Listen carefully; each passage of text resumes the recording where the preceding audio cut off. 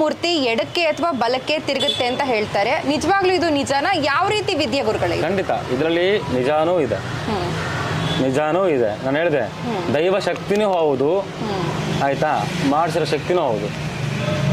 ವಿದ್ಯೆ, ಆ ವಿದ್ಯೆಗೆ ಅನುಸಾರವಾಗಿ ಇದು ಮಾಡ್ತೀವಿ. ಶನೇಶ್ವರ ಮುನೇಶ್ವರ ಕಟ್ಟಲ್ಲಿ ಇದನ್ನು ಕೂಡ ಕಲಿಸ್ಕೊಡ್ತೀನಿ, ಇದನ್ನು ಕೂಡ ನಿಮಗೆ ಕಲಿಸ್ಕೊಡ್ತೀನಿ. ವಿಶ್ವ ವಿಗ್ರಹ ಪ್ರಾಣ ಕೊಡೋಕ್ಕಾದ್ರೆ ಯಾವ್ದು ನಿಮ್ಮ ಹತ್ರ ಇಟ್ಕೊಂಡು ನೀವು ಮಾತಾಡ್ಸೋದು ಯಾವ ಥರ, ನೀನು ನರದರ್ಶಿ ತೆಗಿಯೋದಕ್ಕೆ, ಕಟ್ಟೊಡಿಯೋದಕ್ಕೆ ನಿಂಬೆಹಣ್ಣು ಮೇಲೆ ಕರ್ಪೂರ ಇಟ್ಟು, ಕರ್ಪೂರ ಮೇಲೆ ನಿಂಬೆಹಣ್ಣಿಟ್ಟು, ಆಯಿತಾ, ಸುತ್ತು ಒಂದು ರಂಗೋಲಿ ಹಾಕಿ ನೀನು ಇಡ್ತಿದ್ಯಾ. ಸರಿ, ಬೀಜಾಕ್ಷರ ಇದು ಯಾವ ದೇವ್ರಿಗೆ ಸಂಬಂಧಪಟ್ಟಿತ್ತು? ಅಂಗಡಿನ ತೊಗೊಂಡೋಗೋದು ಹಿಂಗೆ ಅನ್ನೋದು, ಹಿಂಗೆ ಚಾಕು ಅದಕ್ಕೆ ಒಂದು ಲೈನ್ ಕ್ಯೂ. ಈ ಭೂಮಿಯಲ್ಲಿ ಹುತ್ತು ಹಾಕೋದು ಮತ್ತು ಇದರಲ್ಲಿ ಮಾಡೋಕ್ಕಂಥದ್ದು ಪರ್ಫೆಕ್ಟಾಗಿ ಅವನು ಕಲ್ತಿದ್ರೆ ಖಂಡಿತ ಅವ್ನಿಗೆ ಎಫೆಕ್ಟ್ ಹೊಡಿಯುತ್ತೆ, ಖಂಡಿತ ಹೊಡಿಬೇಕು. ಇದು ಶೋರ್. ನಿಂಬೆಹಣ್ಣು ಒಂದು ಸಾಮಾನ್ಯ ಅಡುಗೆ ಪದಾರ್ಥದ ವಸ್ತು, ಅದಕ್ಕೆ ಇಷ್ಟೊಂದು ಶಕ್ತಿ ಇದೆಯಾ? ಯಾಕೆ ಅಂದರೆ ಮಾಟ ಮಂತ್ರಕ್ಕೆ ಉಳಿಯ ಅಂಶಕ್ಕೆ ಆಪೋಸಿಟ್. ಪೂಜೆ ಪುನಸ್ಕಾರ ಯಾವ ರೀತಿ ಮಾಡ್ಬೇಕಂತ ಹೇಳ್ಕೊಡ್ತಿಲ್ಲ. ದಿಗ್ಬಂಧನಗಳಲ್ಲಿ ಯಾವ ರೀತಿ ಇರುತ್ತೆ, ದೇವಾಲಯಕ್ಕೆ ದಿಗ್ಬಂಧನ ಯಾವ ರೀತಿ ಮಾಡ್ತಾರೆ, ಶನೇಶ್ವರ ಮುನೇಶ್ವರ ಉತ್ಸವ ವಿಗ್ರಹಗಳಿಗೆ ಪ್ರಾಣವನ್ನ ಕೊಡಕ್ಕಂಥದ್ದು ಯಾವ ಥರ, ಶನೇಶ್ವರ ಆಕರ್ಷಣೆ ಯಾವ ಥರ, ಇದನ್ನ ಹೇಳ್ಕೊಡ್ತೀನಿ ಅಂತೇಳಿ. ನಿಮ್ಮ ಹತ್ರ ಶನೇಶ್ವರ ಮತ್ತೆ ಮುನೇಶ್ವರ ಸಿದ್ಧಿ ಸಾಧನೆಯನ್ನ ಕಲ್ತ್ಕೊಂಡ್ಮೇಲೆ ಅವರು ಬೇರೆ ಬೇರೆ ದೇವಸ್ಥಾನಗಳಿಗೆ ಹೋಗಿ ದೈವಾಕರ್ಷಣೆಯನ್ನ ಮಾಡಬಹುದಾ? ಖಂಡಿತ ಮಾಡ್ಬೋದು. ನನಗೆ ಬೇಕಾಗಿರೋದು ಅಂಥದ್ದೇ ಅಲ್ವಾ, ನನ್ನ ಕೈರೋದು ಎರಡು. ಪ್ರಪಂಚ ಎಲ್ಲ ಸುತ್ತಾಡೋಕ್ಕಾಗಲ್ವಲ್ಲ. ನಮಗೊಂದು ದೇವಸ್ಥಾನ ಇದೆ, ನಾವು ಅದರಲ್ಲಿ ಇರಬೇಕಾಗತ್ತೆ, ನಮ್ಮ ಆಫೀಸಲ್ಲಿ ಇರಬೇಕಾಗತ್ತೆ, ಅಲ್ಲಿ ಜನ ನೋಡಬೇಕಾಗತ್ತೆ, ಇಲ್ಲಿ ಮಾಡಬೇಕಾಗತ್ತೆ, ಪ್ರತಿಯೊಂದು ಮಾಡಬೇಕಾಗತ್ತೆ. ಸೊ ನನಗೆ ಇವೆಲ್ಲ ಕೆಲಸಗಳಿರುತ್ತೆ. ನಾನು ಹೇಳ್ತಿರೋದು ಅದಕ್ಕೆ ಹಳ್ಳಿಗೆ ಒಬ್ಬ ತಂತ್ರ ಪಂಡಿತರಾಗಬೇಕು ಅಂತ ನನ್ನ ಆಸೆನೇ ಇದೆ. ಬಟ್ ಅದ್ರಲ್ಲಿ ನಿಜಾಯಿತಿ ಆಗಬೇಕು ಅಂತ ನನ್ನ ಆಸೆ ಅಷ್ಟೇ. ಈ ಶನೇಶ್ವರ ಮತ್ತೆ ಮುನೇಶ್ವರ ಸಿದ್ಧಿ ಸಾಧನೆ ಕ್ಲಾಸಸ್ ಯಾವತ್ತು ನಡೀತಾ ಇದೆ ಮತ್ತೆ ಎಲ್ಲಿ ನಡೀತಾ ಇದೆ ಗುರುಗಳೇ? ಶ್ರೀರಂಗಪಟ್ಟಣದಲ್ಲಿ 29ನೇ ತಾರೀಕು, ಮಾರ್ಚ್ 29ನೇ ತಾರೀಕು ಭಾನುವಾರ ನಡೆಯುತ್ತೆ. ಎಷ್ಟು ಗಂಟೆಗೆ ನಡೀತಾ ಇದೆ? ಬೆಳಗ್ಗೆ 10 ಗಂಟೆಗೆ ಪ್ರಾರಂಭ ಆಗುತ್ತೆ, 4 ಗಂಟೆವರೆಗೂ ಕ್ಲಾಸಸ್ ನಡೆಯುತ್ತೆ. 5 ಗಂಟೆಯಿಂದ 9 ಗಂಟೆವರೆಗೂ ಪ್ರಯೋಗ ಇರುತ್ತೆ. ಫಸ್ಟ್ ಏನು ಮಾಡ್ತಾ ಇದ್ದ, ಎಲ್ಲಿದ್ದಾರೆ ದೇವಸ್ಥಾನ ಅಂತ ಹೇಳ್ತಿರಲ್ಲ, ಈಗ ಆ ದೇವಸ್ಥಾನ ತೋರ್ಸೋಕೆ ಕೂಡ ಕರ್ಕೊಂಬಂದಿದ್ದೀನಿ, ಬನ್ನಿ ನೋಡೋಣ. ಬನ್ನಿ.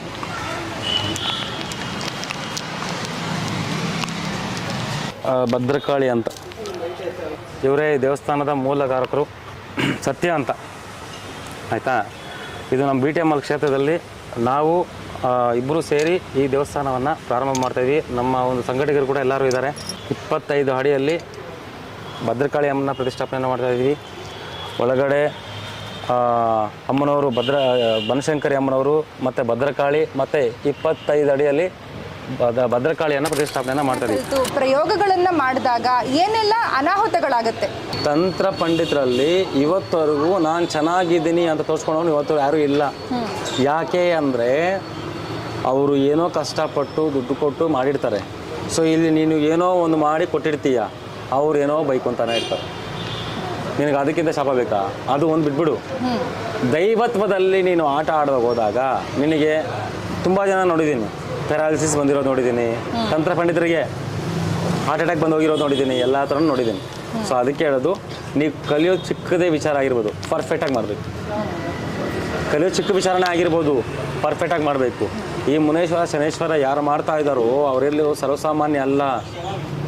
ಸುಟ್ಟೋಗ್ಬಿಡ್ತೀರಾ ವಿದ್ಯೆ ಕರೆಕ್ಟಾಗಿ ಇಲ್ಲ ಅಂದರೆ, ಆಯಿತಾ. ವಿದ್ಯೆ ಕರೆಕ್ಟಾಗಿ ಇಲ್ಲ ಏನಕ್ಕೆ ನಿಮ್ಮ ಮನೆ ತಂತ್ರ ಪಂಡಿತರ ಮನೆಯಲ್ಲೇ ಹೇಳ್ತಾರೆ, ಯಾಕೆ ನಿಮ್ಮ ಮನೆಯಲ್ಲೇ ಯಂಗ್ಸರಿಗೆ ಎಫೆಕ್ಟ್ ಆಗ್ತಾಯಿದೆ, ನಿಮ್ಮ ಮನೆಯಲ್ಲೇ ಯಾಕೆ ಗಲಾಟೆ ಆಗ್ತಾಯಿದೆ, ನಿಮ್ಮ ಮನೆಯಲ್ಲೇ ಯಾಕೆ ಧನಾಂಶ ಕಮ್ಮಿ ಆಗ್ತಿದೆ, ಇದನ್ನು ಯೋಚನೆ ಮಾಡಿದ್ದೀರಾ? ಇದನ್ನು ಅರ್ಥ ಮಾಡ್ಕೊಳ್ಳಿ. ನೀವು ವಿದ್ಯೆದಲ್ಲಿ ತಪ್ಪು ಮಾಡ್ತಾ ಇದ್ದೀರಾ, ನಾನೇನೋ ತಪ್ಪು ಮಾಡಿ ನಂಗೇನೋ ಮಾಡಿಸ್ಬಿಟ್ಟಿದ್ರೆ ಅಂತ ಅವ್ನು ಅನ್ಕೊತಾ ಇರ್ತಾನೆ. ಯಾರೋ ಪಕ್ಕದ ದೇವಸ್ಥಾನದವ್ರು ಏನೋ ನಂಗೆ ಮಾಡಿಸ್ಬಿಟ್ಟಿದ್ದಾರೆ, ಈ ಪಕ್ಕದವ್ರ ದೇವಸ್ಥಾನದವ್ರು ಏನೋ ನಂಗೆ ಮಾಡಿಸ್ಬಿಟ್ಟಿದ್ದಾರೆ ಅಂತ ಈ ತಂತ್ರ ಪಂಡಿತರು ಅಂತ ಇರ್ತಾರೆ. ಸೊ ಅಲ್ಲ, ನೀನು ಮಾಡ್ತಾರೋ ವಿದ್ಯೆ ಕರೆಕ್ಟಾಗಿ ಮಾಡಿ, ಅವಾಗ ಕರೆಕ್ಟಾಗಿ ಸರೋಗತ್ತಿಲ್ಲ.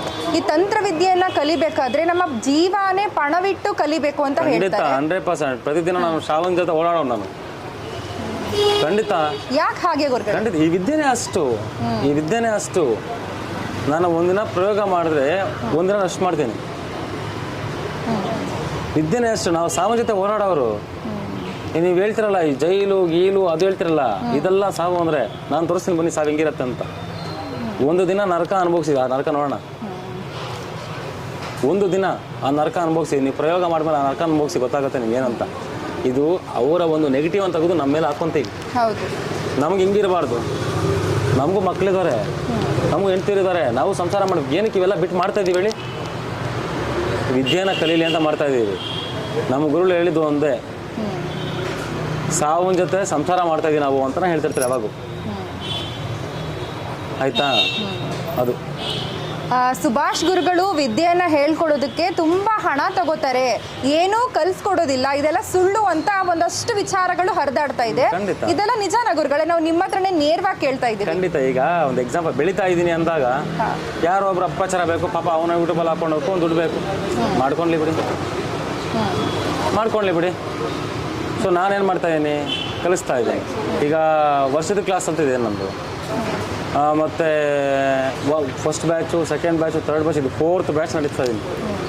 4th ಬ್ಯಾಚಲ್ಲಿ ಒಂದೊಂದು ಬ್ಯಾಚಲ್ಲಿ 100 ಜನ ಮೇಲೆ ಇದ್ದಾರೆ. ಎಲ್ಲಿಗಾಯ್ತು? ಎಷ್ಟು ಜನ ಆಯಿತು? ಈಗ 4th ಬ್ಯಾಚಲ್ಲಿ ಎಷ್ಟು ಜನ? First batch, second batch, third batch, ಇವ್ರು ಎವ್ರಿ ವೀಕು ಪಾಠ ಹೇಳ್ಕೊಡ್ತಾ ಇರ್ತೀನಿ. ಆಯಿತಾ? ಇವತ್ತಿಗೆ ನನ್ನ ಬ್ಯಾಚಲ್ಲಿ ಎಷ್ಟು ಜನ ಬರ್ತೀವಿ? ಇವತ್ತು ಅಷ್ಟೇ ಜನ ಬರ್ತಿದ್ದಾರೆ. ಎಷ್ಟು ಜನ ಬರ್ತಿದ್ದಾರೆ ಹೇಳಿ? 400 ಜನ ಬರ್ತಾರೆ. ಎವ್ರಿ ವೀಕು ಆನ್ಲೈನಲ್ಲಿ 3 ಕ್ಲಾಸ್ ತೊಗೊತೀನಿ, ಆಫ್ಲೈನ್ 1 ಕ್ಲಾಸ್ ತೊಗೊತೀನಿ. ಈಗ 4th ಬ್ಯಾಚ್ಗೆ ಆಫ್ಲೈನ್ ತೊಗೊತೀನಿ. 400 ಜನ ಪ್ರತಿ ವೀಕು ಕ್ಲಾಸ್ ಹೇಳ್ಕೊಡ್ತೀನಿ. ಇವು 400 ಜನಕ್ಕೂ ನಾನು ವಿದ್ಯೆ ಹೇಳ್ಕೊಟ್ಟು ಸುಳ್ಳು ಅಂತ ಯಾವಾಗ ಹೋಗ್ಬೋದಾಯ್ತಲ್ಲ? 400 ಜನಕ್ಕೆ ವಿದ್ಯೆ ಹೇಳ್ಕೊಡ್ಬೇಕು ಸರ್ವಸಾಮಾನ್ಯ ಎಲ್ಲ ಅವ್ರು ಇದ್ದಾರೆ ಅಂದರೆ, ಈಗ ಇದ್ರಲ್ಲಿ ಏನು ಗೊತ್ತಾ, ನಾನು ಅವ್ರ ಹತ್ರ ಕಲ್ತ್ಬಿಟ್ಟಿದ್ದೀನಿ, ಅವ್ರನ್ನ ಉದ್ಧಾರ ಆಗ್ಬಿಡ್ತಿದ್ದೀನಿ. ಈಗ ಸುಭಾಷ್ ಗುರುಗಳು ಇಲ್ಲಿದ್ದಾರೆ ಕರ್ನಾಟಕದಲ್ಲಿ, ಇವ್ರನ್ನ ನಿಲ್ಲಿಸ್ಬೇಕು ಈ ಥರ. ಹೌದು. ಆಯಿತಾ? ಈಗ ಸುಭಾಷ್ ಅವ್ರು ಹೆಂಗಿದ್ರು ಅಂದರೆ ಹಿಂಗೆ ಹೋಗ್ತಾ ಇದ್ದಾರೆ. ಇವಾಗ ಅಲ್ಲಿ ಆಕ್ಸಿಡೆಂಟ್ ಏನೋ ಮಾಡಬೇಕು, ಮಾಡಿಸ್ತೀವಿ ಬಿಡಿ, ಪಾಪ ಆಗಲಿ, ಒಳ್ಳೇದಾಗಲಿ. ನನ್ನ ವಿದ್ಯೆ ನಾನು ಏನು ಮಾಡಬೇಕು ಅಂತ ನೀನು ನನ್ನ ಬ್ಯಾಕ್ಗ್ರೌಂಡ್ ಮಾಡ್ಬೋದು ಅಷ್ಟೇ, ನನ್ನ ಕಣ್ಣು ಮುಂದೆ ಮಾಡೋಕ್ಕಾಗಲ್ವಲ್ಲ. ನನ್ನ ಕಣ್ಣು ಮುಂದೆ ಮಾಡಿ ತೋರಿಸ್ಬಿಡ್ಲಿ.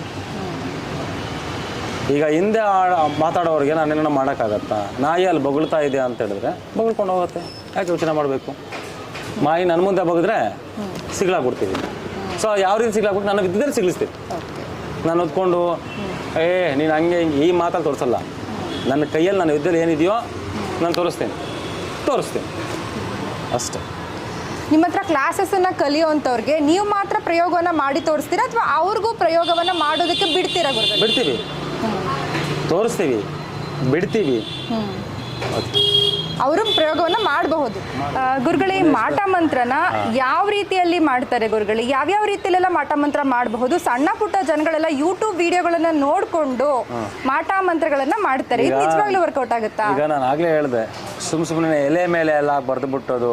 ಈಗ ಯೂಟ್ಯೂಬಲ್ಲಿ ಕೆಲವೊಂದು ಸ್ಕ್ರೋಲಿಂಗ್ ಬರ್ತಾ ಇರುತ್ತೆ, ಏನು ಅಂದರೆ ಹಿಂಗೆ ಈ ವಶೀಕರಣವನ್ನು ಮೊನ್ನೆ ಒಂದಾದ್ರು ನೋಡಿದೆ, ಇಲ್ಲಿಂದ ಇಲ್ಲಿಗೆ ಸುಣ್ಣ ಹಚ್ಕೊಳೋದಂತೆ, ಇಲ್ಲಿ ಹೆಸರು ಬರೆದು ಬಿಡೋದಂತೆ, ಇದನ್ನು ತೊಗೊಂಡು ಹೋಗ್ಬಿಟ್ಟು ಎಕ್ಕದ ಎಲೆ ಮೇಲೆ ಹಿಂಗೆ ಉಜ್ಬಿಟ್ಟು ಅಲ್ಲೂ ಉಜ್ಜಿಬಿಟ್ರೆ ವಶೀಕರಣ ಆಗ್ಬಿಡ್ತಾರಂತೆ. ಇವೆಲ್ಲ ಸುಳ್ಳು, ಯಾವೂ ನಡೆಯಲ್ಲ. ತನ್ನ ಅಂಶಗಳು ಇಲ್ಲದೆ ಬೀಜಾಕ್ಷರಗಳನ್ನು ನುಡಿಯದೆ ಯಾವುದೇ ಆಗಲಿ ವರ್ಕೌಟ್ ಆಗೋದಿಲ್ಲ, ಇದು ಶೋರ್. ಹಾಗಿದ್ರೆ ಮಾಟ ಮಂತ್ರ ಮಾಡೋದಕ್ಕೆ ಅಥವಾ ವಶೀಕರಣ ಮಾಡೋದಕ್ಕೆ ಏನೆಲ್ಲ ಬೇಕಾಗುತ್ತೆ? ಖಂಡಿತ. ಈಗ ವಶೀಕರಣಕ್ಕೆ ಮೈನ್ ಇಂಪಾರ್ಟೆಂಟ್ ಒಂದು ಫೋಟೋ ಮೇಲೆ ಮಾಡಬೇಕು ಅಂತಲೇ ಹೇಳಿದೆ. ಬಟ್ಟೆ ಇದೆ ಸಾಕು, ಒಂದು ದಾರದಷ್ಟು ಬಟ್ಟೆ ಇದ್ದರೆ ಸಾಕು. ನಮಗೇನು ವಾಸ್ತೆ ತೋರ್ಸೋಕ್ಕೆ ಬೇಕು. ನಾವು ಪ್ರತಿಷ್ಠಾಪನೆಯನ್ನು ಮಾಡೋಕ್ಕಂತ ನಾವು ಬಿಂಬವನ್ನು, ಒಂದು ಬೊಂಬೆಯನ್ನು, ಒಂದು ಅಕ್ಕಿ ಹಿಟ್ಟಿಂದ ಬೊಂಬೆಯನ್ನು ತಯಾರಿ ಮಾಡಿ ಅದಕ್ಕೆ ಜೀವಕಾಳು ಕೊಟ್ಟಾಗ ನಾವು ಏನು ಆಕರ್ಷಣೆ ಮಾಡ್ಕೊಂಡು ಹೋಗ್ತೀವೋ ಅದು ನಮಗೆ ಬಿಟ್ಟಿದ್ದು. ಆ ಆಕರ್ಷಣೆ ಮಾಡ್ಕೊಂಡೋದ್ಮೇಲೆ ಆ ಬಟ್ಟೆಯನ್ನು ತೋರಿಸಿ, ವಾಸನೆ ತೋರಿಸಿ ಅಲ್ಲಿಗೆ ಏನೇನು ಕೊಡಬೇಕು. ವಶೀಕರಣ ಬಟ್ಟೆ ಒಂದೇ ಅಲ್ಲ, ಬಟ್ಟೆ ತೋರಿಸೋದು ಆಧಾರ ಶಕ್ತಿಗಿಂತವ್ರಿಗೆ ಇವ್ರಿಗೆ ವಶೀಕರಣ ಆಗಬೇಕು ಅಂತ ಮಾಡ್ತೀವಿ. ಮತ್ತು ಆ ಬೊಂಬೆಗೆ ಏನೇನು ಕೊಡಬೇಕು ಅನ್ನೋಕ್ಕಂಥದ್ದು ವಿದ್ಯೆಯಲ್ಲಿ ಹೇಳ್ಕೊಡ್ತೀವಿ. ಅರ್ಥ ಆಯ್ತಾ? ಈಗ ನಿಮಗೆ ಮುನೇಶ್ವರ ಶನೇಶ್ವರ ಒಂದು ಆಧಾರದಲ್ಲಿ ಕೂಡ ನಿಮ್ಗೆ ಇವೆಲ್ಲ ಬರುತ್ತೆ. ಅದಕ್ಕೆ ನಾನು ಹೇಳೋದು, ನೀಚ ಜನರ ನೀಚ ಬುದ್ಧಿಗಳ ಓಪನಾಗಿ ಹೇಳ್ತೀನಿ, ವಿದ್ಯೆಯನ್ನು ಅರ್ಧಂಬರ್ಧ ವಿದ್ಯೆಗಳು ಕಲಿತು ನನಗೆ ಗೊತ್ತು, ನಾನು ಮಾಡ್ತೀನಿ ಅಂದರೆ ಸರಿ ಆಯ್ತು, ನಂದೇ ಫೋಟೋ ಕೊಡ್ತೀನಿ, ನಂದೇ ಬಟ್ಟೆ ಕೊಡ್ತೀನಿ, ಸರಿ ಮಾಡು, ಮಾಡಿ ನೋಡೋಣ, ಇಲ್ಲ ನೀವೇ ಕರ್ಕೊಂಬನ್ನಿ, ಇಲ್ಲಿ ನೀನು ತೊಗೊಂಬಾ, ನಾನು ಮಾಡ್ತೀನಿ, ನೋಡ್ತಾ ಇರು. ನೀನು ಬದುಕು ನೋಡೋದಷ್ಟೇ, ಮಾಡೋದೇನಿರಲ್ಲ. ಸೊ ನನಗೆ ಬೇಕಾಗಿರೋದು ಅದಕ್ಕೆ ನೀನು ಕಲಿಬೇಕು ಅನ್ನೋದು ನನ್ನ ಪ್ರಯತ್ನ. ನಾನು ಹೊಡೆದೇ ಕಲಿಸ್ತೀನೋ ಬೈದೇ ಕಳಿಸ್ತೀನೋ ನಿನಗೆ ಸಂಬಂಧ ಇಲ್ಲ, ನೀನು ಕಲಿಬೇಕು. ನಿನ್ನೆ ಸುತ್ತಮುತ್ತ 10 ಜನ ಇದ್ದಾರಾ, ಅವ್ರಿಗೆ ಒಳ್ಳೇದು ಮಾಡು. ಆ 10 ಜನ 1000 ಜನ ಆಗ್ತಾರೆ, 1000 ಜನ 2000 ಜನ ಆಗ್ತಾರೆ. ಇದನ್ನು ಅರ್ಥ ಮಾಡ್ಕೊ. ಈ ತಂತ್ರ ವಿದ್ಯೆ ಮಾಡೋರಾಗ್ಲಿ ಅಥವಾ ಶನಿದೇವರ ದೇವಸ್ಥಾನದಲ್ಲಿ ದೇವಿ ದೇವಸ್ಥಾನಗಳಲ್ಲಿ ಒಂದು ನಿಂಬೆ ಹಣ್ಣನ್ನ ಮಂತ್ರಿಸಿ ಕೊಡ್ತಾರೆ, ಒಳ್ಳೇದಾಗತ್ತೆ ಹೋಗಿ ಅಂತ. ನಿಜವಾಗ್ಲೂ ಒಂದು ನಿಂಬೆ ಹಣ್ಣನ್ನ ಮಂತ್ರಿಸಿ ಕೊಟ್ಟು ಬಿಟ್ಟ ತಕ್ಷಣ ಒಳ್ಳೇದಾಗ್ಬಿಡುತ್ತಾ? ಇಲ್ಲಿ ಏನಾಗುತ್ತೆ ಅಂದರೆ, ನಿಂಬೆಹಣ್ಣು ಏನಕ್ಕೆ ಇಸ್ಕೊಂಡು ಹೋಗ್ತೀರಾ ಅಂದರೆ ದೈವಶಕ್ತಿಯಿಂದ ಹೋದಾಗ ದೃಷ್ಟಿ ಹೋಗುತ್ತೆ, ಮಕ್ಕಳು ಅಳಿಯೋದು ನಿಲ್ಲಿಸ್ತಾರೆ, ಒಂದು ಬಲ ಅನ್ನೋದು ತೊಗೊಂಡು ಹೋಗ್ತೀವಿ. ಅಂದರೆ ದೈವಿ ಆಶೀರ್ವಾದ ಮಾಡಿ ಕೊಡ್ತಾರೆ ಅಂತ ಹೇಳ್ತೀವಿ. ತಂತ್ರ ಪಂಡಿತರು ಬೀಜಾಕ್ಷರವನ್ನು ಮಾಡಿಕೊಟ್ಟಾಗ ಕೂಡ ಅದಕ್ಕೆ ಬಲ ಬರುತ್ತೆ. ಆಯಿತಾ? ಸುಮ್ಮನೆ ಎತ್ಕೊಂಡು ಹೋಗಿ ಹಿಂಗೆ ಅನ್ನೋದು, ಹಿಂಗೆ ಮಾಡೋದು ಇವೆಲ್ಲ ನನ್ನ ಹತ್ರ ಬೇಡ. ಈಗ ಜ್ಯೂಸ್ ಮಾಡ್ಕೊಂಡು ಕುಡೀರಿ ಅಥವಾ ನಿಂಬೆ ಹಣ್ಣನ್ನ ಈ ಥರ ಮಾಡಿಬಿಟ್ಟು ಹೊಡೆದಾಕಿ ಅಂತಾರೆ. ಖಂಡಿತ. ಈಗ ನಾನು ಕೆಲವೊಂದು ದೇವಸ್ಥಾನ ನೋಡಿದ್ದೀನಿ, ಹಿಂಗೆ ತೆಗೆದು ಬಿಸಾಕೋದು, ಹಿಂಗೆ ಮಾಡಿ ಬಿಸಾಕೋದು. ಅವ್ರಿಗೆ ಏನೂ ಗೊತ್ತಿಲ್ಲ ಅದರಲ್ಲಿ. ಬೀಜಾಕ್ಷರ ಮಂತ್ರ ಸರಿ ಆಯಿತು, ನೀನು ದಿಶೆ ತೆಗಿತಾ ಇದೆಯಲ್ಲ, ಆ ಬೀಜಾಕ್ಷರ ಹೇಳು. ನೀನು ದಿಶೆ ತೆಗಿತಾ ಇದೆಯಪ್ಪ, ನೀನು okay, you are perfect the ದಿಷ್ಟಿ. ನೀನು ನರದೃಷ್ಟಿ ತೆಗಿಯೋದಕ್ಕೆ, ಕಟ್ಟೊಡಿಯೋದಕ್ಕೆ ನಿಂಬೆ ಹಣ್ಣು ಮೇಲೆ ಕರ್ಪೂರ ಇಟ್ಟು, ಕರ್ಪೂರ ಮೇಲೆ ನಿಂಬೆ ಹಣ್ಣಿಟ್ಟು, ಆಯಿತಾ, ಸುತ್ತು ಒಂದು ರಂಗೋಲಿ ಹಾಕಿ ನೀನು ಇಡ್ತಿದ್ಯಾ. ಸರಿ, ಆ ಬೀಜಾಕ್ಷರ ಹೇಳು. ಯಾವ ದೇವ್ರಿಗೆ ಸಂಬಂಧಪಟ್ಟಿತ್ತು, ಯಾವ ದುಷ್ಟದೇವ್ರಿಗೆ ಸಂಬಂಧಪಟ್ಟಿದೆಯಾ, ಯಾವ ಭದ್ರಕಾಳಿಗೆ ಸಂಬಂಧಪಟ್ಟಿದೆಯಾ, ಈ ತಂತ್ರವಿಧಿಗೆ ಸಂಬಂಧಪಟ್ಟು ನಾನು ಹೇಳ್ತೀನಿ ಅದನ್ನು. ಸುಮ್ಮನೆ ಹಿಂಗೆ ಅಂದ್ಬಿಟ್ಟು ಹಿಂಗೆ ಅನ್ನೋದು, ಚಾಕುಲ್ ಕೊಯ್ದು ಬಿಸಾಕೋದು, ಇವೆಲ್ಲ ಆಟಗಳು ಮಾಡಬಾರ್ದು. ಬೀಜಾಕ್ಷರದಿಂದ ಇಲ್ಲ ತಾಯಿಯಿಂದ ಸರಿ ಆಯಿತು, ನೀನು ಕೊಟ್ಟರೋ ಒಂದು ಸರಿ ನಿನಗೆ ಬೀಜಾಕ್ಷರ ಬರಲ್ಲ, ಓಕೆ ಒಪ್ಕೊಳ್ಳೋಣ, ಹೋಗಲಿ ಆ ದೇವ್ರ ಹತ್ರನ ಇಟ್ಟು, ಆಯಿತಾ, ಮುಡಿಸ್ತಾರಾ? ಅದು ಮುಡ್ಸಲ್ಲ. ಕರೆಕ್ಟೇ ತಾನೆ? ಅಂಗಡಿನ ತೊಗೊಂಡೋಗೋದು, ಹಿಂಗೆ ಅನ್ನೋದು, ಹಿಂಗೆ ಚಾಕು ಅದಕ್ಕೆ ಒಂದು ಲೈನ್ ಕೀವು. ಯಾವ ಲೇವನ್ ಕೀವು ಅಂದರೆ, ಈ ನಮ್ಮ ಮೂರ್ಖ ಜನಗಳೇನು ಮಾಡ್ತಾರೆ, ಅದಕ್ಕೆ ತೊಗೊಂಡು ಅಯ್ಯೋ ನಂಗೆ ದಿಷ್ಟ ಆಗಿಬಿಟ್ಟೆ, ಅಲ್ಲಿ ನಂಗೆ ಒಳ್ಳೇದಾಗೋದು. ಈ ಥರದೆಲ್ಲ ಇರುತ್ತೆ. ಪರಿಜ್ಞಾನನೇ ಜನಗಳಿಗೆ ನಿಜವಾಗಲೂ ಗೊತ್ತಿಲ್ಲ. ವಿದ್ಯೆ ಅಂದರೆ ನಾನೇನು ದೊಡ್ಡ ವಿದ್ಯಾವಂತ ಅಂತ ಹೇಳ್ತಿಲ್ಲ, ನಾನು ಜನಗಳಿಗೆ ಒಳ್ಳೇದು ಮಾಡ್ತೀನಿ ಅಂತ ಹೇಳ್ತಿಲ್ಲ. ವಿದ್ಯೆ ಈ ಥರ ಇರುತ್ತೆ ಅಂತ ತೋರಿಸ್ತಾ ಇದ್ದೀನಿ. ವಿದ್ಯೆ ಈ ಥರ ಇರುತ್ತೆ, ಇದನ್ನು ನೋಡಿ ಕಲೀರಿ ಅಂತಲೇ ನಾನು ಹೇಳ್ತಾ ಇದ್ದೀನಿ ಅಷ್ಟೇ. ಮನೆ ಮುಂದೆ ಆಗಿರಬಹುದು ಅಥವಾ ಜಮೀನಲ್ಲಿ ಆಗಿರಬಹುದು ನಿಂಬೆ ಹಣ್ಣನ್ನ ಹೂತಾಕಿರ್ತಾರೆ. ಇದು ನಿಜವಾಗ್ಲೂ ವರ್ಕೌಟ್ ಆಗುತ್ತಾ ಗುರುಗಳೇ? ಖಂಡಿತ. ನೋಡಿಮ್ಮ, ಈಗ ಪರ್ಫೆಕ್ಟಾಗಿ ಮರಕ್ಕಿಂತ ಮರ ಅಂತ ನಾನು ದೊಡ್ಡದಾಗಿ ಹೇಳಿದ್ದೆ. ನನಗಿಂತ ವಿದ್ಯೆ ಕಲ್ತವರು ಇರ್ತಾರೆ, ಆಯಿತಾ. ನಾನು ಒಬ್ಬನೇ ವಿದ್ಯಾವಂತ ಅಂತ ನಾನು ಯಾವತ್ತೂ ತೋರಿಸ್ಕೊಂಡಲ್ಲ. ಅದು ಯಾವತ್ತೂ ನನಗೆ ಬೇಡ. ನನ್ನ ಹತ್ರ ಏನಿದೆ ವಿದ್ಯೆ, 4 ಜನ ಕಲಿಸ್ತಾ ಇದ್ದೀನಿ ಅಷ್ಟೇ. ಸೊ ಇದರಲ್ಲಿ ಭೂಮಿಯಲ್ಲಿ ಹುತ್ತು ಹಾಕೋದು ಮತ್ತು ಇದರಲ್ಲಿ ಮಾಡೋಕ್ಕಂಥದ್ದು ಪರ್ಫೆಕ್ಟಾಗಿ ಅವನು ಕಲ್ತಿದ್ರೆ ಖಂಡಿತ ಅವ್ನಿಗೆ ಎಫೆಕ್ಟ್ ಹೊಡಿಯುತ್ತೆ. ಖಂಡಿತ ಹೊಡಿಬೇಕು. ಇದು ಶೋರ್. ನಿಂಬೆಹಣ್ಣು ಒಂದು ಸಾಮಾನ್ಯ ಅಡುಗೆ ಪದಾರ್ಥದ ವಸ್ತು, ಅದಕ್ಕೆ ಇಷ್ಟೊಂದು ಶಕ್ತಿ ಇದೆಯಾ? ಯಾಕೆ ಅಂದರೆ ಮಾಟ ಮಂತ್ರಕ್ಕೆ ಹುಳಿ ಅಂಶಕ್ಕೆ ಆಪೋಸಿಟ್. ಆಯ್ತಾ? ಹುಳಿ ಅಂಶಕ್ಕೆ ಆಪೋಸಿಟ್. ಈಗ ಒಂದು ಎಕ್ಸಾಂಪಲ್, ನೀವು ಅಡುಗೆ ಮಾಡ್ತೀರಾ, 2 ನಿಂಬೆಹಣ್ಣು ಜಾಸ್ತಿ ಹಾಕಿದ್ರೆ ಏನಾಗುತ್ತೆ? ಹುಳಿ ಜಾಸ್ತಿ ಆಗುತ್ತೆ ಅಲ್ವಾ? ಇದು ಅಷ್ಟೇ. ಹುಣಸೆ ಹಣ್ಣಿಂದ ಕಂಡುಹಿಡಿಬೋದು. ಅರ್ಥ ಆಯ್ತಾ? ನಾವು ಮಾಡೋ ಬೊಂಬೆ ಕೂಡ ಬೀಜಾಕ್ಷರನ ಹಾಕಿ ನಿಂಬೆಹಣ್ಣು ಉಂಡಿ ವಶೀಕರಣವನ್ನು ಮಾಡ್ತೀವಿ. ಅರ್ಥ ಆಯ್ತಾ? ಸೊ ನಿಂಬೆಹಣ್ಣಿಗೆ ಆ ಶಕ್ತಿ ಇದೆ. ಹುಳಿ ಅಂಶದಿಂದ ಮಾತ್ರ ತೆಗಿಯೋಕ್ಕೆ ಸಾಧ್ಯ ವಾಮಾಚಾರ. ಅರ್ಥ ಆಯ್ತಾ? ಸೊ ಈಗ ಒಂದು ಎಕ್ಸಾಂಪಲ್ ಹೇಳ್ತೀನಿಮ್ಮ. ಗಾಯ ಇರುತ್ತೆ, ಗಾಯಗೆ ನೀನು ಹುಳಿ ಅಂಶ ಹಾಕು ನೋಡೋಣ, ಜಾಸ್ತಿ ಉರಿಯುತ್ತೆ, ಬೇಗ ವಾಸಿ ಆಗುತ್ತೆ. ಆಯಿತಾ? ಸೊ ಇದು ಅಷ್ಟೇ. ಹುಳಿ ಅಂಶ ನಿನಗೆ ಫಸ್ಟ್ ಪವರ್ ಜಾಸ್ತಿ ಕೊಡುತ್ತೆ, ಅವನು ಕ್ಲಿಯರ್ ಬೇಗ ಆಗುತ್ತೆ. ಇದು ಫಸ್ಟ್ ಹೆಂಗಾಗುತ್ತೆ ಅಂದರೆ, ತೆಗೆಸ್ದವನಿಗೆ ಕಷ್ಟಗಳು ವಿಪರೀತ ಜಾಸ್ತಿ ಆಗಿಬಿಡುತ್ತೆ. ತೆಗಿಸ್ತಾನಲ್ವಾ, ವಾಮಾಚಾರನ ತೆಗಿಸ್ತಾನಲ್ವಾ, ಆ ಕಷ್ಟಗಳು ವಿಪರೀತ ಜಾಸ್ತಿ ಆಗುತ್ತೆ. ಆಮೇಲೆ ಫಟ್ ಅಂತ ಕೆಳಗಡೆ ಬಿಡುತ್ತೆ. ಈಗ ನೀವು ಬ್ಯಾಂಬೋ ಬೇರೆ ಕೇಳಿದಿರಲ್ಲ, ಬ್ಯಾಂಬೋ ಅಂತ ನೋಡಿದಿರಾ? ಬಂಬು ಅಂತ. ಆ ಬಂಬು ಬೆಳೆಯೋದಕ್ಕೆ ಸುಮಾರು 4-5 ವರ್ಷ ಬೇಕು. ಬಿದಿರು ಬೆಳೆಯೋದಕ್ಕೆ. ಒಳಗಡೆ ಏನು ಮಾಡ್ತಾರತ್ತೆ ಅದನ್ನು? ಒಳಗಡೆ ಏನು ಮಾಡ್ತಾರತ್ತೆ ಗೊತ್ತಾ? ಎಲ್ಲ ಜನರಲ್ಲಿ ವೇಸ್ಟು ಅಂತ ಹೇಳ್ತಾ ಇರ್ತಾರೆ. ಒಳಗಡೆ ತನ್ನ ಪಾಯವನ್ನು ಅಗಲ ಮಾಡ್ಕೊಳೋದಕ್ಕೆ ಶಕ್ತಿ ಬೆಳೆಸ್ಕೊಳ್ತಾ ಇರುತ್ತೆ. ಜನಗಳಿಗೆ ಗೊತ್ತಿಲ್ಲ ಅದು ಬೆಳೀತಾ ಇರೋದೇನು ಅಂತ. ಅದು ಒಳಗಡೆ ವೇಸ್ಟ್ ಅಂದ್ಕೊಂತೆ, ಒಳಗಡೆ ಅದಕ್ಕೆ ಶಕ್ತಿಯನ್ನು ಹೇಳ್ಕೊಳ್ತಾ ಇರುತ್ತೆ. ಏಕ್ದಮ್ ಒಂದೇ ವಾರದ 2 ವಾರದಲ್ಲೋ 20 ಅಡಿ ಎದ್ದಿರುತ್ತೆ ಅದು. ಏನಕ್ಕೆ ಬೆಳಗಡೆ ಏನಕ್ಕೆ ಮಾಡ್ತೈತೆ ಹೇಳಿ? ಶಕ್ತಿಯನ್ನು ಬೆಳೆಸ್ಕೊಳೋದಕ್ಕೆ. ನಾನು ನಿಂತ್ಕೊಳ್ಬೇಕಂದ್ರೆ ಒಳಗಡೆ ಶಕ್ತಿ ಇರಬೇಕು. ಅದೇ ಥರ ಇಲ್ಲಿ ಅಷ್ಟೇ. ಅರ್ಥಾಯ್ತಾ? ನಿಂಬೆಹಣ್ಣು ಹಿಂಡಾಗ ಆ ಶಕ್ತಿ ಅನ್ನೋದು ಅವನಿಗೆ ಏನು ವಾಮಾಚಾರ ಇದೋ ಅದು ಹೋಗುತ್ತೆ. ಈ ತಾಂತ್ರಿಕ ವಿದ್ಯೆನ ಅರ್ಧಂಬರ್ಧ ಕಲ್ತಿರೋವಂಥವ್ರು ಕೆಲವರು ಇರ್ತಾರೆ. ಅವರು ಕೂಡ ನಾವು ಬೇರೆಯವ್ರಿಗೆ ವಿದ್ಯೆನ ಹೇಳ್ಕೊಡ್ತೀವಿ ಅಥವಾ ದೀಕ್ಷೆಯನ್ನ ಕೊಡ್ತೀವಿ ಅಂತ ನಿಂತಿದ್ದಾರೆ. ಅಂಥವ್ರಿಗೆ ಏನು ಹೇಳಕ್ಕೆ ಇಷ್ಟಪಡ್ತೀರಾ? ಅಂಥವ್ರಿಂದ ವಿದ್ಯೆ ಕಲಿತ್ರೆ ನಮಗೇನು ಪ್ರಯೋಜನ ಗುರುಗಳೇ? ನೀನು ಅರ್ಧಂಬರ್ಧ ಆಗ್ತೀಯ ಅಷ್ಟೇ, ಖಂಡಿತ ಅಲ್ವಾ? ನಾನು 5ನೇ ಕ್ಲಾಸಲ್ಲಿ 5th ಸ್ಟ್ಯಾಂಡರ್ಡ್ ಇದ್ದಾಗ ಮನೆ ಬಿಟ್ಟು ನಾನು ಕೇರಳಕ್ಕೆ ಹೋಗಿ 8ರಿಂದ 9 ವರ್ಷ ಇದ್ದವನು. ಮನೆ ಇಲ್ಲ, ಮಠ ಇಲ್ಲ, ಏನೂ ಇಲ್ಲ. ನಮ್ಮ ಗುರುಗಳು ಯಾವ ಥರ ಕಲಿಸೋರು ಅಂದರೆ ಊಟ ಇಡ್ತಾ ಇರಲಿಲ್ಲ, ವಿದ್ಯೆ ಇಡ್ತಾಯಿದ್ರು. ಊಟ ಕೊಡ್ತಾ ಇರಲಿಲ್ಲ, ನಮ್ಮ ಊಟ ಕೊಡ್ತಾ ಇದ್ದಂದ್ರೆ ಕೊಡ್ತಿದ್ರು, ಅದಕ್ಕಂತಲ್ಲ. ನಮ್ಗಳು ಊಟಕ್ಕಿಂತ ಹೆಚ್ಚು ನಮ್ಗೆ ವಿದ್ಯೆ ಕೊಡ್ತಿದ್ರು. ಅರ್ಥಾಯ್ತಾ? ವಿದ್ಯೆಯನ್ನು ಆಳಿಸಿ ಪಳಗಿಸಿ ನಾನು ಇಡೀ ಹಿಸ್ಟ್ರಿಯಲ್ಲಿ ನಾನು ಬುಕ್ ಇಟ್ಕೊಂಡು ಪಾಠ ಮಾಡಿದ್ದು ಇವತ್ತರೆಗೂ ಇಲ್ಲ. ಇಡೀ ಹಿಸ್ಟ್ರಿಯಲ್ಲಿ ವಿದ್ಯೆಯನ್ನು ಸಂಪೂರ್ಣ ಅದಕ್ಕೆ ಯಾಕೆ ಹೇಳೋದು, ಅಥರ್ವಣ ವೇದದಲ್ಲಿ ನನ್ನ ಹತ್ರ ಅದಕ್ಕೆ ಹೇಳೋದು, ಯಾರು ಅರ್ಧಂಬರ್ಧ ಕಲ್ತಿದ್ದಾರೋ ಅವರೇ ಬನ್ನಿರಿ, ಅವ್ರಿಗೆ ಕಲಿಸ್ತಾ ಇದ್ದೀನಿ ಅಂತ ಅಂದು.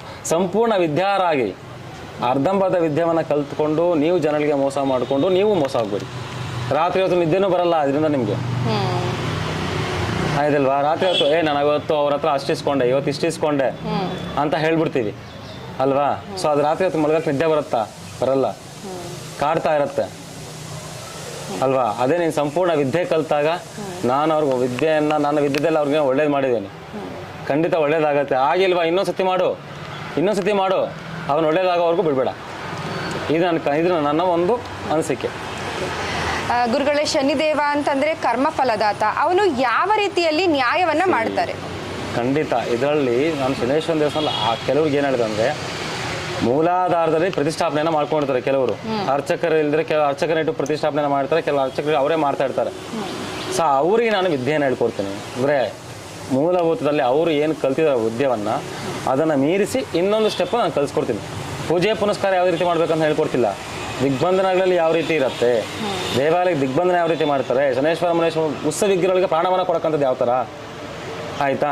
ಅದರಲ್ಲಿ ಶನೇಶ್ವರ ಆಕರ್ಷಣೆ ಯಾವ ಥರ, ಇದನ್ನು ಹೇಳ್ಕೊಡ್ತೀನಿ ಅಂತೇಳಿ. ಓಕೆ, ನಿಮ್ಮ ಹತ್ರ ಶನೇಶ್ವರ ಮತ್ತು ಮುನೇಶ್ವರ ಸಿದ್ಧಿ ಸಾಧನೆಯನ್ನ ಕಲ್ತ್ಕೊಂಡ್ಮೇಲೆ ಅವರು ಬೇರೆ ಬೇರೆ ದೇವಸ್ಥಾನಗಳಿಗೆ ಹೋಗಿ ದೈವಾಕರ್ಷಣೆಯನ್ನ ಮಾಡಬಹುದಾ? ಖಂಡಿತ ಮಾಡ್ಬೋದು. ನನಗೆ ಬೇಕಾಗಿರೋದು ಅಂಥದ್ದೇ ಅಲ್ವಾ? ನನ್ನ ಕೈರೋದು ಎರಡು. ಪ್ರಪಂಚ ಎಲ್ಲ ಸುತ್ತಾಡೋಕ್ಕಾಗಲ್ವಲ್ಲ. ನಮಗೊಂದು ದೇವಸ್ಥಾನ ಇದೆ, ನಾವು ಅದರಲ್ಲಿ ಇರಬೇಕಾಗತ್ತೆ, ನಮ್ಮ ಆಫೀಸಲ್ಲಿ ಇರಬೇಕಾಗತ್ತೆ, ಅಲ್ಲಿ ಜನ ನೋಡಬೇಕಾಗತ್ತೆ, ಇಲ್ಲಿ ಮಾಡಬೇಕಾಗತ್ತೆ, ಪ್ರತಿಯೊಂದು ಮಾಡಬೇಕಾಗತ್ತೆ. ಸೊ ನನಗೆ ಇವೆಲ್ಲ ಕೆಲಸಗಳಿರುತ್ತೆ. ನಾನು ಹೇಳ್ತಿರೋದು ಅದಕ್ಕೆ ಹಳ್ಳಿಗೆ ಒಬ್ಬ ತಂತ್ರ ಪಂಡಿತರಾಗಬೇಕು ಅಂತ ನನ್ನ ಆಸೆನೇ ಇದೆ. ಬಟ್ ಅದ್ರಲ್ಲಿ ನಿಜಾಯಿತಿ ಆಗಬೇಕು ಅಂತ ನನ್ನ ಆಸೆ ಅಷ್ಟೇ. ಈ ಜಡೆ ಬಿಟ್ಕೊಂಡಿರ್ತಾರಲ್ಲ ಶನೇಶ್ವರ ಮತ್ತೆ ಮುನೇಶ್ವರ ಅರ್ಚಕರು, ಯಾಕೆ ಬಿಟ್ಕೋಬೇಕು? ಈ ಮುಡಿ ಅನ್ನಕ್ಕಂಥದ್ದು, ಈ ಜಡೆ ಬಿಟ್ಕೊಂಡಿರಕ್ಕಂಥದ್ದೆಲ್ಲ ಈ ದೇವರಿಗೆ ಸಮರ್ಪಣೆ. ಅವ್ರಿಗೆ ದೈವಾಕರ್ಷಣೆ ಆಗಿರುತ್ತೆ. ಈಗ ನನಗೆ ಬರ್ಬೋದಲ್ವಾ, ನಿಮಗೆ ಬರ್ಬೋದಲ್ವಾ?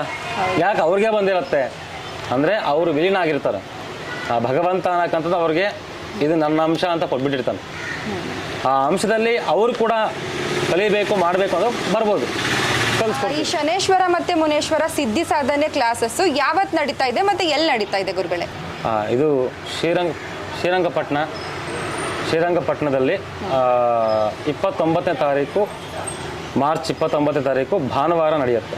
ಎಷ್ಟು ಗಂಟೆಗೆ ನಡೀತಾ ಇದೆ? ಬೆಳಗ್ಗೆ 10 ಗಂಟೆಗೆ ಪ್ರಾರಂಭ ಆಗುತ್ತೆ, 4 ಗಂಟೆವರೆಗೂ ಕ್ಲಾಸಸ್ ನಡೆಯುತ್ತೆ. 5 ಗಂಟೆಯಿಂದ 9 ಗಂಟೆವರೆಗೂ ಪ್ರಯೋಗ ಇರುತ್ತೆ. ಓಕೆ ಗುರುಗಳೇ, ನಿಮ್ಮ ಹತ್ರ ವಿದ್ಯೆ ಕಲಿಯೋಕ್ಕೆ ಬರೋವಂಥವ್ರು ಅವರೆಲ್ಲರೂ ಪೂಜಾರಿಗಳೇ ಆಗಿರ್ತಾರೆ ಅಥವಾ ಅರ್ಚಕರೇ ಆಗಿರ್ತಾರೆ. ಅವ್ರಿಗೆಲ್ಲ ಎಲ್ಲ ಒಂದು ಕಡೆ ಭಯ ಇರುತ್ತೆ. ಅಯ್ಯೋ ನಾನು ಒಬ್ಬ ಪೂಜಾರಿ, ಇಲ್ಲೋಗಿ ವಿದ್ಯೆ ಕಲ್ತ್ರೆ ಯಾರಿಗಾರು ಹೇಳ್ಬಿಟ್ರೆ ಅನ್ನೋ ಭಯ ಇರುತ್ತೆ. ನಿಮ್ಮ ಹತ್ರ ವಿದ್ಯೆ ಕಲ್ತಿರೋದನ್ನ ಗೌಪ್ಯವಾಗಿ ಇಡ್ತೀರಾ? ಖಂಡಿತ ಇಡ್ತೀವಿ. ಇವತ್ತವರೆಗೂ ಎಲ್ಲೂ ಮಾಡಿಲ್ಲ. ನೆನ್ನೆ ಆ ವಿಡಿಯೋ ಬಂದಕ್ಕಾವಾಗ ನಾವು ಮಾಡಿದ್ವಿ ಅಷ್ಟು ಬಿಟ್ಟರೆ, ನಮಗೆ ಯಾರೋ ಬರ್ತಾರೆ ಕಲ್ತ್ಕೊಂಡು ಹೋಗ್ತಾರೆ. ಇವತ್ತವರೆಗೂ ನನ್ನ ಹತ್ರ ಒಂದು 5,000ರಿಂದ 6,000 ಜನ ಕಲ್ತಿದ್ದಾರೆ ಇವತ್ತವರೆಗೂ. ಇದು ಬೇರೆ ಒಂದು ವರ್ಷದಲ್ಲಿ, ಬರೀ ಒಂದು ವರ್ಷದಲ್ಲಿ ಒಂದು ವರ್ಷದಲ್ಲಿ ಒಂದು 5,000ರಿಂದ 6,000 ಜನ ಕಲ್ತಿದ್ದಾರೆ ಇವತ್ತವರೆಗೂ. ನನ್ನ ಹತ್ರ ಅವ್ರು ಕಲಿತಾರೆ, ಇವ್ರು ಕಲಿತಾರೆ ಅಂತ ಅವ್ರಿಗೆ ಎಂಥ ದೊಡ್ಡ ಪಂಡಿತರು ಬಂದಿದ್ದಾರೆ, ದೊಡ್ಡ ವಿದ್ವಾಂಸರು ಬಂದಿದ್ದಾರೆ. ಇವತ್ತವರೆಗೂ ನಾವೇನು ಶೋ ಅಪ್ ಮಾಡ್ಕೊಂಡಿಲ್ದೆ. ನಮ್ಗೆ ಶೋ ಅಪ್ ಮಾಡ್ಕೊಂಡು ಏನು ಬೇಕಾಗಿದೆ? ನನ್ಗೆ ಬೇಕಾದ್ರೆ ಒಂದೇ, ಕಲಿಬೇಕು, ಕಲಿಸ್ತಾ ಇದ್ದೀವಿ. ಅದಕ್ಕೋಸ್ಕರ ಈ ವಿಡಿಯೋ ಮಾಡಿಸ್ತಾ ಇದ್ದೀವಿ. ಮತ್ತು ನಮ್ಮ ದೇವಸ್ಥಾನ ಪ್ರತಿಷ್ಠಾಪನೆಯನ್ನು ಆಗಿಲ್ಲ. ಸೊ ಅದಕ್ಕೆ ಮುಂಚೆ ಸುಭಾಷ್ ಏನು ಮಾಡ್ತಾ ಇದ್ದ, ಎಲ್ಲಿದ್ದಾರೆ ದೇವಸ್ಥಾನ ಅಂತ ಹೇಳ್ತಿರಲ್ಲ, ಈಗ ಆ ದೇವಸ್ಥಾನ ತೋರ್ಸೋಕೆ ಕೂಡ ಕರ್ಕೊಂಬಂದಿದ್ದೀನಿ, ಬನ್ನಿ ನೋಡೋಣ. ಬನ್ನಿ.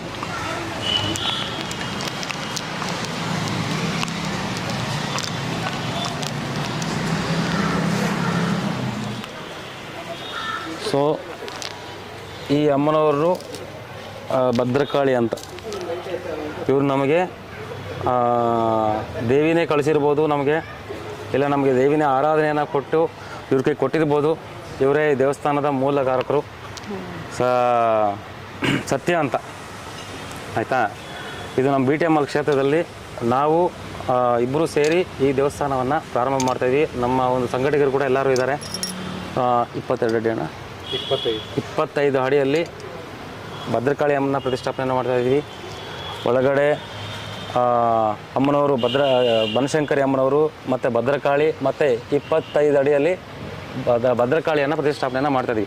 ಅತಿ ಶೀಘ್ರದಲ್ಲಿ ಅಮ್ಮನವರ ಸೇವೆಯನ್ನು ಮಾಡಿಕೊಂಡು ಇಲ್ಲೇ ಪೂಜೆ ಪುನಸ್ಕಾರ ನಾವು ಮಾಡ್ಕೊಬೇಕು ಅಂತ ತುಂಬ ನಿರ್ಧಾರವನ್ನು ಮಾಡಿದ್ದೀವಿ. ಮತ್ತು ಈ ಕ್ಷೇತ್ರವನ್ನು ಬೆಳೆಸಬೇಕು, ಇಲ್ಲಿ ಅನ್ನದಾನವನ್ನು ಮಾಡಬೇಕು, ಈ ಕ್ಷೇತ್ರ ದೊಡ್ಡ ಕ್ಷೇತ್ರವನ್ನು ಆಗಬೇಕು ಅನ್ನೋ ನಮ್ಮ ಒಂದು ಅನಿಸಿಕೆ, ನಮ್ಮ ಕೋರಿಕೆ. ಆ ದೇವಿ ಅನುಗ್ರಹದಿಂದ ಎಲ್ಲವನ್ನು ಮಾಡ್ತಾಯಿದ್ದೀವಿ. ಇಲ್ಲಿ ಸುಮಾರು ಅಂದರೆ ಅಮಾವಾಸ್ಯೆಯಿಂದ ಅನ್ನದಾನ ನಡೆಯುತ್ತೆ, ಈಗೂ ಬಿಟ್ಟಿಲ್ಲ. ಸುಮಾರು ಅನಾಥ ಕಾಲದಿಂದಲೂ ಅವ್ರ ತಂದೆ ತಾಯಿ ಕಾಲದಿಂದಲೂ ಅವ್ರು ಇದೇನೇ ಮಾಡ್ಕೊಂಡು ಬರ್ತಿದ್ದಾರೆ. ಪ್ರತಿ ಅಮಾವಾಸ್ಯೆಗೂ ಮತ್ತು ಇಲ್ಲಿ ಭದ್ರಕಾಳಿ ಹೋಮವನ್ನು ಮಾಡಬೇಕು ಅಂತ ನಿಶ್ಚಯ ಮಾಡಿದ್ದೀವಿ. ಪ್ರತಿ ಅಮಾವಾಸ್ಯೆಗೂ ಭದ್ರಕಾಳಿ ಪ್ರಯೋಗಗಳನ್ನು ಮಾಡಬೇಕು ಅಂದರೂ ಮಾಡಿದ್ದೀವಿ. ಚತುರ್ಸಂವಾರ ಪ್ರಯೋಗಗಳು ಮಾಡಬೇಕು ಅಂತ ಡಿಸೈಡ್ ಆಗಿದ್ದೀವಿ. ಎಲ್ಲ ಥರ ಅನುಕೂಲವಾಗಿ ಕ್ಲಾಸಸ್ ಮಾಡಬೇಕು ಅಂತ ಡಿಸೈಡ್ ಆಗಿದ್ದೀವಿ. ಎಲ್ಲ ಥರನೂ ಮಾಡಿದ್ದೀವಿ. ಎಲ್ಲರಿಗೂ ಉಪಯುಕ್ತವಾಗಿ ಪ್ರಪಂಚಕ್ಕೆ ಏನು ಕೊಡಬೇಕು ಅದನ್ನೇ ಕೊಡಬೇಕಂತ ಡಿಸೈಡ್ ಆಗಿದ್ದೀವಿ. ಇದೊಂದು ಕ್ಷೇತ್ರ ಆಗಬೇಕು ಅಂತ ನಮ್ಮ ಆಸೆ. ಆ ಕ್ಷೇತ್ರದಲ್ಲಿ ಯಾರಿಗೇ ಆಗಲಿ ನೀವು ಇಷ್ಟು ಕೊಡಿ ಅಷ್ಟು ಕೊಡಿ ಹಂಗೆ ಕೊಡಿ ಅಂತ ಇಲ್ಲಿ ಯಾವುದು ಏನು ಬೇಡಿಕೆ ಇರಲ್ಲ. ಎಲ್ಲರೂ ಬಂದು ತಾಯಿ ಆಶೀರ್ವಾದವನ್ನು ಪಡ್ಕೊಬೇಕು ಅನ್ನೋದು ನಮ್ಮ ಆಸೆ. ಸರ್ ನಮಸ್ತೆ. ಈ ಭದ್ರಕಾಳಿ ಬನಶಂಕರಿ ಭದ್ರಕಾಳಿ ಈ ದೇವಸ್ಥಾನವನ್ನು ಮಾಡಬೇಕು ಅಂತ ನಿಮ್ಗೆ ಯಾಕೆ ಅನಿಸ್ತು? ಮೂಲವಾಗಿ ನಾವು ಇಲ್ಲಿ ರಚ್ಚೆ ನಾಗಮ್ಮ ದೇವ್ರನ್ನ ಪ್ರತಿಷ್ಠಾಪನೆ ಮಾಡಿದ್ವಿ. ಆನಂತರ ಬನಶಂಕರಮ್ಮನವ್ರ ಪ್ರತಿಷ್ಠಾಪನೆ ಮಾಡಬೇಕು ಅಂತ ಈ ಒಂದು ಸಂಕಲ್ಪನೆ ಮಾಡಿದ್ರಿ. ಅದು ಮಾಡಿದ ನಂತರ ಅಮ್ಮನವರು ಹಿಂಗೆ ನದಿಗೆ ಹೋದಾಗ ಒಂದು ಕಡೆ ನಮಗೆ ಸಿಕ್ಕಿದಾಗ ಕರ್ಕೊಂಬಂದು ಪ್ರತಿಷ್ಠಾಪನೆ ಮಾಡಿ 48 ದಿವಸ ಪ್ರತಿದಿನ ಅನ್ನದಾನ ಎಲ್ಲ ಮಾಡಿ ಶ್ರೇಷ್ಠವಾಗಿ ಮಾಡಿದ್ರಿ. ಕೆಲವು ಕಿಡಿಗೇರಿಗಳಿಂದ ಸ್ವಲ್ಪ ವಿಳಂಬನೆ ಆಯಿತು. ಆದ್ರೂ ಆ ತಾಯಿ ಈ ಮಟ್ಟದಲ್ಲಿ ಅದೊಂದು ರೂಪ ಆದರೆ ಇದೊಂದು ರೂಪದಲ್ಲಿ ನಡೆಸ್ಕೊಂಡು ಬರ್ತಾಯಿದ್ದಾಳೆ ಇವಾಗ. ಅದಕ್ಕೆ ಮೂಲವಾಗಿ ಆ ತಾಯಿ ಈ ತಾಯಿ ಇಬ್ಬರೇ ಮೂಲದಾರಿಗಳು. ಅವ್ರ ಮುಂದೆ ಇವಾಗ ನಾವು ನಡ್ಕೊಂಡು ಹೋಗಬೇಕು. ಇವಾಗ ಅದು ದಾರಿ ಬೇಕಲ್ವ, ದಾರಿ ಬೇಕು ಅಂತ ಅಂದ್ಬಿಟ್ಟು ಈ ಸ್ವಾಮಿಗಳನ್ನ ಹತ್ರ ಹೋಗಿ ಕೇಳ್ಕೊಂಡಿದ್ದೀರಿ. ಅವರು ನಾವು ನಡೆಸ್ಕೊಡ್ತೀನಿ ಅಂತ ಅವರು ಕೇಳಿದ್ದಾರೆ. ಇವಾಗ ಇದಕ್ಕೆ ಮುಂದೆ ನಾವು ಅಭಿವೃದ್ಧಿ ಆಗಬೇಕು, ಇದು ದೇವಸ್ಥಾನ ಆಗಬಾರ್ದು ಕ್ಷೇತ್ರ ಆಗಬೇಕು ಅಂತ ಅಭಿಲಾಷೆ ನಮ್ಮದು. ಅನ್ನದಾನ ಕ್ಷೇತ್ರ ಆಗಬೇಕಿಲ್ಲಿ ಬಂದವ್ರಿಗೆಲ್ಲರಿಗೂ ಒಂದೊಂದು ಒಳ್ಳೆಯದಾಗಬೇಕು ಅನ್ನೋದೊಂದು ಅಭಿಲಾಷೆ. ಆ ತಾಯಿ ಮಾಡಿಕೊಡ್ತಾಳೆ, ನಮ್ಮದೇನಿಲ್ಲ, ನಾವು ಕೇಳ್ಕೊಬೋದು ಅಷ್ಟೇ ಆ ತಾಯಿಯಲ್ಲಿ ಎಲ್ಲರೂ ಬಂದವ್ರಿಗೆಲ್ಲ ಒಳ್ಳೆಯದಾಗಲಿ ಅಂತ. ಇಲ್ಲಿ ಮತ್ತು ವಿಶೇಷವೇನೆಂದರೆ ಇಲ್ಲಿ ನಾಗದೇವತೆ ಅಂತ ನಾಗರಿಕ ಪ್ರತಿಷ್ಠಾಪನೆಯನ್ನು ಮಾಡಿದ್ವಿ. ಸುಮಾರು ದಿನದಿಂದ ಪ್ರತಿಷ್ಠಾಪನೆ. ಇಲ್ಲಿ ಬಂದವರಿಗೆಲ್ಲ ಅವರಷ್ಟು ಅವರೇ ಹಾಲು ಹಾಕ್ತಾರೆ, ಅವರಷ್ಟು ಅವರೇ ಅಭಿಷೇಕವನ್ನು ಮಾಡ್ತಾರೆ. ಎಷ್ಟೋ ಜನಕ್ಕೆ ಒಳ್ಳೆಯದಾಗಿದೆ. ಇಲ್ಲಿ 4 ಗಂಟೆಗೆ ಬಂದು ಹಾಲು ಹಾಕ್ತಾರೆ, ಯಾರೂ ಎದ್ದೇ ಇರಲ್ಲ. ಸೊ ಆ ಥರ ತುಂಬ ವರ್ಷಗಳಿಂದ BTMಲ್ಲಿ ನಾಗಮ್ಮ ದೇವತೆ ಅಂದರೆ ತುಂಬ ಜನಗಳಿಗೆ ಗೊತ್ತಿರುತ್ತೆ. ಸರ್ಪ ಸಂಚಾರ ಏನಾದ್ರು ಖಂಡಿತ 100% ಖಂಡಿತ ಇದೆ. ಸರ್ಪ ಸಂಚಾರನೂ ಇದೆ. ಇಲ್ಲಿ ಭಯ ಬೀಳ್ತಾರೆ. ಇಲ್ಲಿ ಬರಬೇಕಾದ್ರೆ ನಾವೇ ಒಂಚೂರು ಭಯ ಬೀಳ್ತೀವಿ, ಇಲ್ಲಿ ಬರೋದಕ್ಕೂ ಭಯ ಬೀಳ್ತೀವಿ. ಸೊ ತುಂಬ ವಿಶೇಷವಾದಂಥ ಸ್ಥಾನ. ಆ ಸ್ಥಾನವನ್ನು ತಾಯಿನ ನೋಡಿ ನಾವು ಬೆಳೆಸೋದಲ್ಲ, ತಾಯಿ ಬೆಳೆಸ್ಬೇಕು ನಮ್ಮನ್ನು. ಆ ತಾಯಿ ಬೆಳೆಸ್ತೀವಿ. ಖಂಡಿತ ಇಲ್ಲಿ ಬರೋ ಜನಗಳಿಗೂ ಅನ್ನದಾನ ಆಗಿರಲಿ, ಪ್ರತಿಯೊಬ್ಬರಿಗೂ ಒಳ್ಳೇದಾಗಬೇಕು ಅಂತ ನಮ್ಮ ಚಿರು ಪ್ರಯತ್ನವನ್ನು ಮಾಡ್ತಾಯಿದ್ದೀವಿ. ಸೊ ನಿಮ್ಮ ಸಹಕಾರ ಯಾವತ್ತೂ ನಮ್ಗೆ ಹಿಂಗೆ ಇರಲಿ ಅಂತ ನಾವು ಕೇಳ್ಕೊತೀವಿ. ಗುರುಗಳೇ, ಕಟ್ಟು ಅಂದರೆ ಏನು, ಅದನ್ನು ನಿವಾರಣೆ ಮಾಡ್ಕೊಳ್ಳೋದು ಹೇಗೆ ಅಂತ? ಕಟ್ಟು ಅಂದರೆ ಅದರಲ್ಲಿ ಬೇಜಾನು ಇರ್ತಾವಮ್ಮ. ಸುಮಾರು ನನಗೆ ಗೊತ್ತಿರೋ ಪ್ರಕಾರ 1,000-2,000 ಮೇಲೆ ಇದೆ ಕಟ್ಟುಗಳನ್ನು ಕಟ್ಟೋದು. ದನ ಕಟ್ಟಿರುತ್ತೆ, ದಿಗ್ಬಂಧನ ಕಟ್ಟಿರುತ್ತೆ, ವಾಸ್ತು ಕಟ್ಟಿರುತ್ತೆ, ಎಲ್ಲ ಥರ ಇರುತ್ತೆ. ಆ ಅನುಗುಣವಾಗಿ ಮಣ್ಣಿನ ಫಲವತ್ತತೆಯನ್ನು ಅವನು ಮಾಡೋ ಒಂದು ಅಂಶವನ್ನು ಒಂದು ವಾಸನೆ ಪ್ರಕಾರ ಕಂಡುಹಿಡಿಬೋದು, ಇನ್ನೊಂದು ಅಂಜನ ಪ್ರಕಾರ ಕಂಡುಹಿಡಿಬೋದು, ಇನ್ನೊಂದು ತಂತ್ರದ ಪ್ರಕಾರ ಕಂಡುಹಿಡಿಬೋದು. ಈ ಥರ ಕಂಡುಹಿಡಿದು ಅವನು ಯಾವ ರೂಪದಲ್ಲಿ ಮಾಡಿದಾನೋ ಅದನ್ನು ನೋಡಿ ದಿಗ್ಬಂಧನವನ್ನು ಮಾಡ್ತೀವಿ.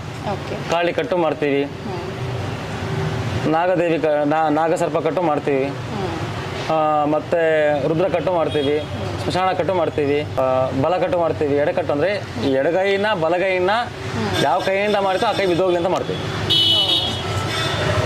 ಆಯಿತಾ? ಸೊ ಈ ಥರದಲ್ಲಿ ಇರುತ್ತೆ. ಸೊ ಈಗಿನ ಕಾಲದಲ್ಲಿ ಯಾಕೆ ಈಗ ಕೆಲವರು ಮಾಡಿರ್ತಾರೆ, ಸ್ವಾಮಿ ನಾನು ಮಾಡಿದ್ದೀನಿ ಆದರೂ ಎಫೆಕ್ಟ್ ಹೊಡೆದಿಲ್ಲ ಅಂತ ಹೇಳ್ತಾರೆ. ನೀನು ಹಾಕಿರೋ ಒಂದು ವಸ್ತುಗಳು ಅವು ಒರಿಜಿನಲ್ ಆಗಿರ್ಬೇಕು. ಸುಮ್ಮನೆ ಡೂಪ್ಲಿಕೇಟ್ ವಸ್ತುಗಳು, ಈಗ ಒಂದು ಎಕ್ಸಾಂಪಲ್ ಹೇಳ್ತೀನಿ. ರಕ್ತಚಂದನ ಅಂತ ಒಂದಿರುತ್ತೆ, ಪ್ಯೂರ್ ಆಗಿದೆ, ಗಂಧಿ ಅಂಗಡಿಯಲ್ಲಿ ಸಿಗುತ್ತೆ. ನನ್ನ ಹತ್ರ ಇದೆಯಾ ಅಂತ ಹೇಳ್ತಿಲ್ಲ, ಒರಿಜಿನಲ್ ಐಟಮ್ ಹೇಳ್ತೀನಿ ನಾನು, ವ್ಯತ್ಯಾಸ ಆಯಿತಾ. ಈಗ ಪಾದರಸ ಅಂತ ಹೇಳ್ತೀವಿ, ಪಾದರಸನ ಕಮ್ಮಿ ಕರಗಿಸ್ಬಿಟ್ಟು ಕೊಟ್ಬಿಡ್ತಾರೆ ಬೇಕಾಗಿದ್ರೆ. ಪ್ಯೂರ್ ಆಗಿರೋದು ಸ್ವಲ್ಪ ಕಾಸ್ಟ್ ಜಾಸ್ತಿ ಇರುತ್ತೆ ಅಷ್ಟೇ. ಕೆಲವೊಂದು ದೇವಸ್ಥಾನಗಳಲ್ಲಿ ಉತ್ಸವ ಮೂರ್ತಿ ಎಡಕ್ಕೆ ಅಥವಾ ಬಲಕ್ಕೆ ತಿರುಗುತ್ತೆ ಅಂತ ಹೇಳ್ತಾರೆ. ನಿಜವಾಗ್ಲೂ ಇದು ನಿಜಾನ? ಯಾವ ರೀತಿ ವಿದ್ಯೆ ಗುರುಗಳೇ? ಖಂಡಿತ ಇದರಲ್ಲಿ ನಿಜಾನೂ ಇದೆ, ನಿಜಾನೂ ಇದೆ. ನಾನು ಹೇಳಿದೆ ದೈವ ಶಕ್ತಿನೂ ಹೌದು, ಆಯ್ತಾ, ಮಾಡಿಸಿರೋ ಶಕ್ತಿನೂ ಹೌದು. ವಿದ್ಯೆ, ಆ ವಿದ್ಯೆಗೆ ಅನುಸಾರವಾಗಿ ಇದು ಮಾಡ್ತೀವಿ. ಅದು ಎಡಕ್ಕೆ ಬಲಕ್ಕೆ ಕೊಡೋಕ್ಕಂದ್ರೆ ಭಗವಂತನ ಇಚ್ಛೆ. ಅದನ್ನ ಪ್ರಾಣವನ್ನ ಕೊಡಕ್ಕಂಥದ್ದು ಅದನ್ನೇ ಶನೇಶ್ವರ ಮುನೇಶ್ವರ ಕಟ್ಟಲ್ಲಿ ಇದನ್ನು ಕೂಡ ಕಲಿಸ್ಕೊಡ್ತೀನಿ, ಇದನ್ನು ಕೂಡ ನಿಮಗೆ ಕಲಿಸ್ಕೊಡ್ತೀನಿ.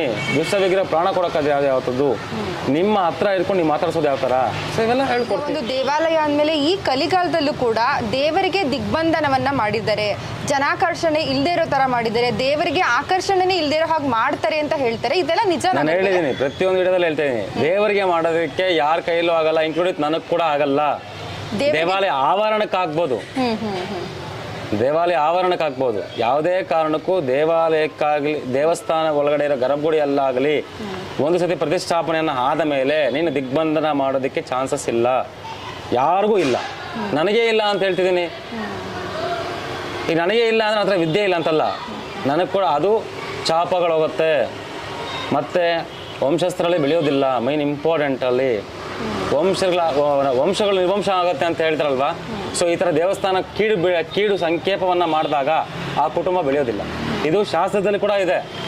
ಅಥರ್ವಣ ವೇದದಲ್ಲಿ ತಾಳೆಗ್ರಹದಲ್ಲಿ 5ನೇ ಅಧ್ಯಾಯದಲ್ಲಿ ಕೂಡ ಈ ಶಾಸ್ತ್ರ ಇದೆ. ದೇವಾಲಯಕ್ಕೆ ಕೀಡು ಬೆಳೆಸ್ತವನು 12 ವಂಶ ಉದ್ಧಾರ ಆಗೋದಿಲ್ಲ. 12 ಅಂದರೆ ಲೆಕ್ಕ ಹಾಕೊಳ್ಳಿ, 12 ಶತಮಾನದಲ್ಲಿ ಅವನು ಉದ್ಧಾರ ಆಗೋದಿಲ್ಲ ಅಂತ ಒಂದಿದೆ. 12 ತಲೆಮಾರು ಆ ಥರ ಬರುತ್ತೆ. ಸೊ ಅದಕ್ಕೆ ಹೇಳೋದು, ನಮ್ಮ ದೇವಸ್ಥಾನವನ್ನ ಕಾಪಾಡ್ಕೊಳ್ಳೋ ಜವಾಬ್ದಾರಿ ನಮ್ದು. ನಮ್ಮ ಸನಾತನ ಧರ್ಮ ಇಟ್ಕೋ ಒಂದೇ, ನಮ್ಮ ದೇವಾಲಯ, ನಮ್ಮ ಜನ, ನಮ್ಮ ಇದು ಕಾಪಾಡ್ಕೊಳ್ಬೇಕು ಅಷ್ಟೇ. ಶನೇಶ್ವರ ಅಂದ್ರೆ ಅವನು ಕರ್ಮಫಲದಾತ. ಖಂಡಿತ ಕರ್ಮಫಲದಾತ ಅಲ್ವಾ, ಕರ್ಮ ಕೊಡೋವರೆಗೂ ಬಿಡೋದಿಲ್ಲ. ಸೊ ಇಲ್ಲಿ ದಿಗ್ಬಂಧನ ಆಗಿದ ತಕ್ಷಣ ಆಗತ್ತೆ ಅಂದ್ರೆ ತೆಗೆದ್ಮೇಲೆ ಇಮಿಡಿಯೇಟ್ಲಿ 100,000% ಅವ್ನಿಗೆ ಎಫೆಕ್ಟ್ ಹೊಡಿತಾನೆ. ಅವನು ಎಂಥ ದೊಡ್ಡ ಮನುಷ್ಯನ ಇರ್ಬೋದು, ಎಂಥ MLA ಇರ್ಬೋದು, ಎಂಥ MP ಇರ್ಬೋದು, ಇನ್ನೊಂದು ಇರ್ಬೋದು. ಅದು ಸಂಬಂಧ ದೇವ್ರಿಗೆ ಎಲ್ಲರೂ ಒಂದೇ, ನಾನು ಒಂದೇ, ನೀವು ಒಂದೇ, ಮಿನಿಸ್ಟ್ರು ಒಂದೇ, ಎಲ್ಲರೂ ಒಂದೇ. ಸೊ ಇಲ್ಲಿ ಏನಂದ್ರೆ ಕರ್ಮಫಲ ನೀನು ತೆಗೆದಾಗ ಆಪೋಸಿಟ್ ವ್ಯಕ್ತಿಗೆ ಆಟೋಮೆಟಿಕ್